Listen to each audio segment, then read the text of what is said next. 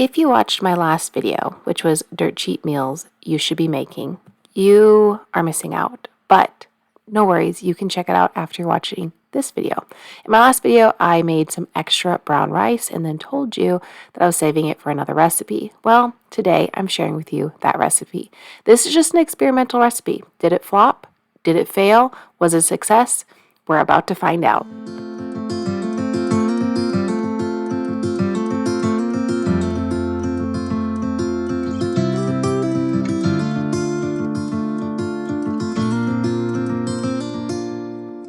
In today's recipe, I'm just using 3 ingredients: some cooked brown rice, about 1 cup, some cottage cheese, fat-free, and then 2 dancing zucchini.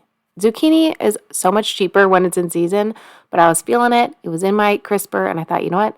Let's try it. It was just me for lunch this day, and I was experimenting in my kitchen. One thing I don't share a lot is a lot of the recipes that I experiment with, and I want to get better at doing that this year. Just because they don't turn out quote-unquote perfect doesn't mean they're a good recipe. And sometimes I feel like the value in me experimenting is me just sharing with you that I do this all the time. If I have a couple of hours free and it's just me for lunch, I used to do this more so before I had a baby, before I got pregnant, but I never shared it. And I kind of wish I would have, because a lot of those recipes I don't remember, and they were actually pretty good, but that need to perform for perfection for YouTube left me without wanting to film them, left me without wanting to share them. Now, this recipe, I'll be honest, it wasn't exactly a flop. There's a couple things I would change to it, but I'm glad I shared it, and I'm glad I'm showing up to share it with you guys, because it's actually not that bad. Like, it's something that might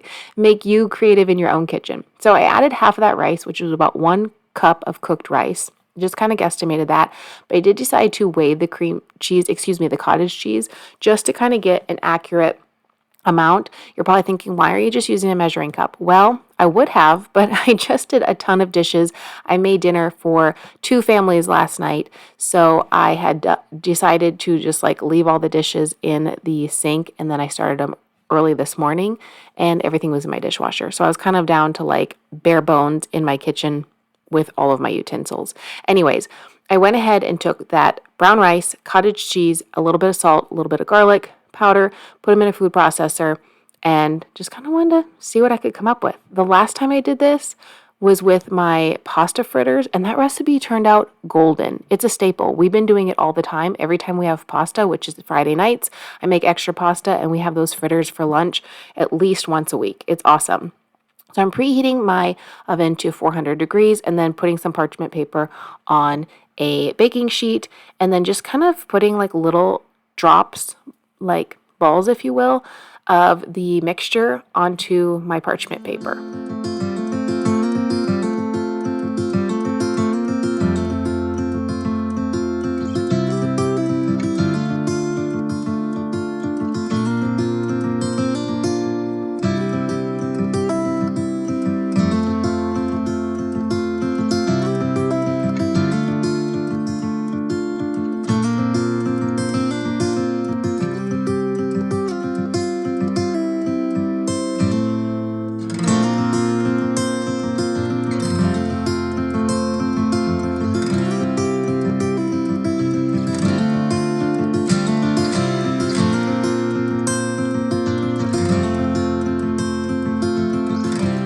My overall goal was to get something that was very similar to my pasta fritters, but using the brown rice. Now, I know I could have nailed it spot on, but I didn't have the same ingredients. This is from a few videos back. This is the pasta fritters I was just talking about that we make at least once a week because we do pasta on Friday nights.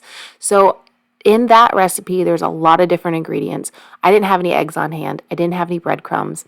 If you saw that video, you know exactly what I'm talking about. So I thought, well, maybe I could just try this with 2 ingredients: brown rice that's already pre-cooked and some cottage cheese.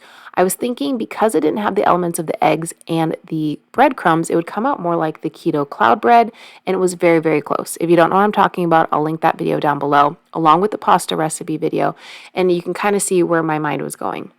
All right, adding in some zucchini. My daughter loves zucchini, roasted zucchini. So I actually end up saving half of this for her. I like to roast it kind of flat down and roast it for about 10 minutes per side at 400 degrees. and it turns out really well that way. I don't know, it's like kind of crispy and then kind of tender. Really good.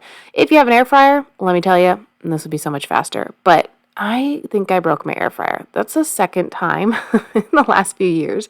So I don't really know if I'm like an air fryer person. I am kind of embarrassed to tell you how I broke it. Okay, I'm going to tell you. When I was pregnant, I could not stand certain smells in my house. So certain vegetables had to be cooked outside. I used to cook them in my garage, but then it would kind of bleed through into my house. So I mean like outside, on my patio outside. I put my air fryer outside. Now I live in Vegas. Oop, a little too much salt there. Anyways, I live in Vegas, so we don't get a lot of rain. However, it did happen to rain that one time during the year, and I think I broke my air fryer. Actually, I have not been brave enough to try to see if it works. I didn't intentionally leave it outside. I used to bring it in as soon as it was cooled down and then store it in my garage. But one time I forgot. So yeah, that's my bad, but you do what you got to do if you are in the throes of sickness during pregnancy, and I was the entire time. So, okay, going back to the zucchini here. Now I'm really embarrassed because I told you that story. We're just flipping it after 10 minutes and then popping it back in for a few extra minutes. I think I'd end up only doing like 5 minutes on the other side because it was done really, really well, and I liked how it looked. It's just kind of like you go by a look sometimes with cooking. Do you know what I mean? I think everybody who's in their kitchen enough knows what I mean. Okay, so here we have kind of our mix of fritters and cloud bread. I would say it's more of like the cloud bread, obviously not keto. Repeat, not keto. It is filled with brown rice, but it is really delicious. This meal, honestly, I'd give it an 8 out of 10. I don't think it was that bad. It was different. It was fun experimenting.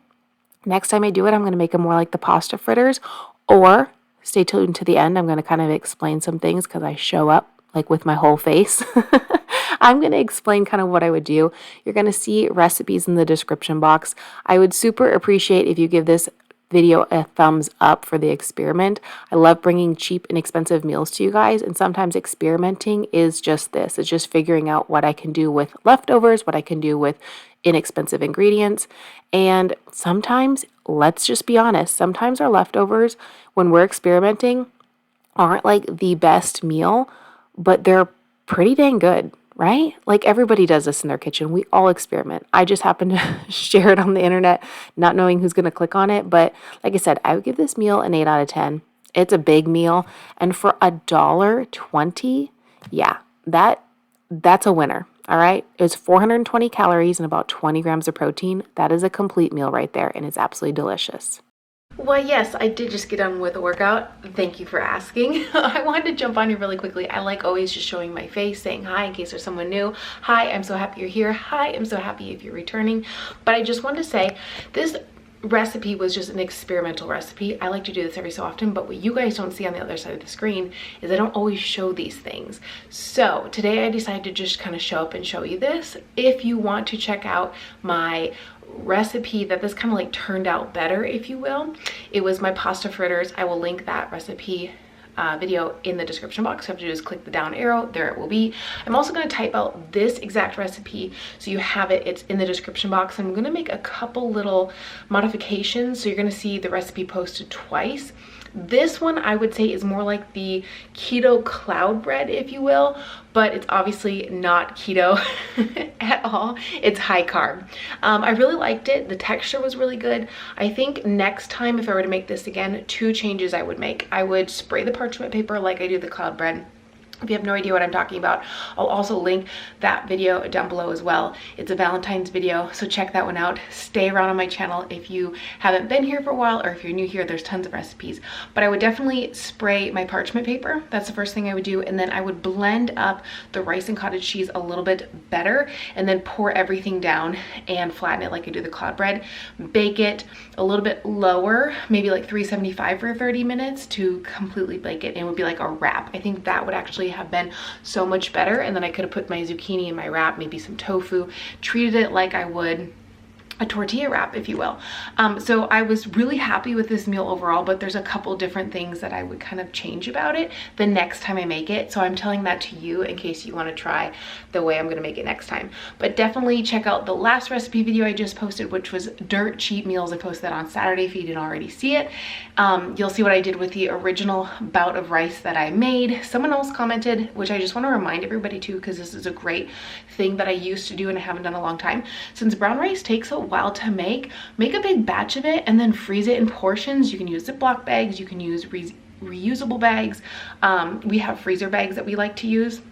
I've even seen hacks and shared hacks where you can put it in saran wrap individually, but you would freeze it in portions, and then you can pull it out and use it anytime, especially for recipes like this. Such a good go-to. So thank you for that reminder, friend who left that comment.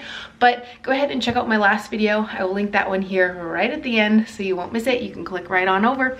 I will see you soon in a new video. If you didn't already catch my announcement, you're now seeing me 3 times every single week instead of just once a week. So make sure your notifications are turned on so you never miss a new video by me. See you later. Bye.